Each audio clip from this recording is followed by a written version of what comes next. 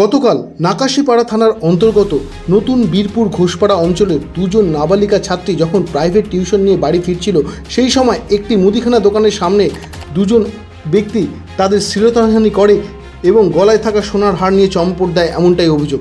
এরপরই নড়েচড়ে বসে নাকাশিপাড়া থানার পুলিশ এবং দ্রুততার সাথে এই ঘটনায় জড়িত থাকার অভিযোগে দুইজন ব্যক্তিকে গ্রেপ্তার করে। গ্রেপ্তার হওয়া ব্যক্তি দুজনের নাম গোলাম মোস্তফা শেখ ও হাসান শেখ, দুজনেই বীরপুর নতুনপাড়া অঞ্চলের বাসিন্দা। আজকে তাদের নদিয়া জেলা আদালতে তোলা হয়েছে। কৃষ্ণনগর পুলিশ ডিস্ট্রিক্টের পক্ষ থেকে ডিএসপি শিল্পী পাল জানান, এদেরকে পুলিশের হেফাজতে নিয়ে আমরা জিজ্ঞাসা করে জানতে চাই ঘটনার আসল উদ্দেশ্য কী। This video is for education and information purpose only. The channel does not promote any violent, harmful or illegal activities. ওরা দুজন প্রাইভেট টিউশন থেকে ফিরছিল, সেই সময় রাস্তায় এই অ্যাকিউজ যে দুজন নতুন বীরপুর ঘোষপাড়া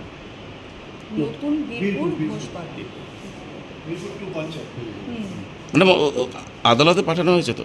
হ্যাঁ, দুজনকে পাঠানো হয়েছে। একজন হচ্ছে গোলাম মোস্তফা শেখ আর একজন হচ্ছে হাসান শেখ, দুজনেই বীরপুর নতুন পাড়ার বাসিন্দা। কাদের ওদের কি হলো, কতদিন পিসি হলো, কি হলো? পিসি তো অলরেডি পাঠানো হয়েছে, এটা এখন ইনফরমেশন আসে যে কতদিনের পিসি হয়েছে।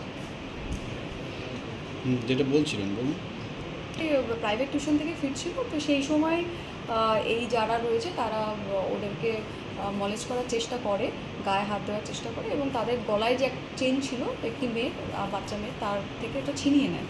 তো ওরা চিৎকার করাতে আশেপাশের লোকজন চলে আসে এবং তারপরে তাদেরকে সেই সময় ওরা পালিয়ে যায়।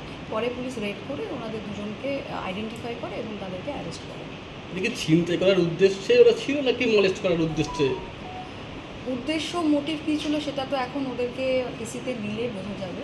অ্যাকচুয়ালি 8-12 পক্সো যেটা হয় সেটাতে নোটিসেবল থাকে, বাট আমরা 303-তে যেটা, ওটাতে আমরা পিসি নেব, সেখান থেকে জেরা করার পরে বুঝতে পারবো অ্যাকচুয়ালি মোটিভটা কী ছিল।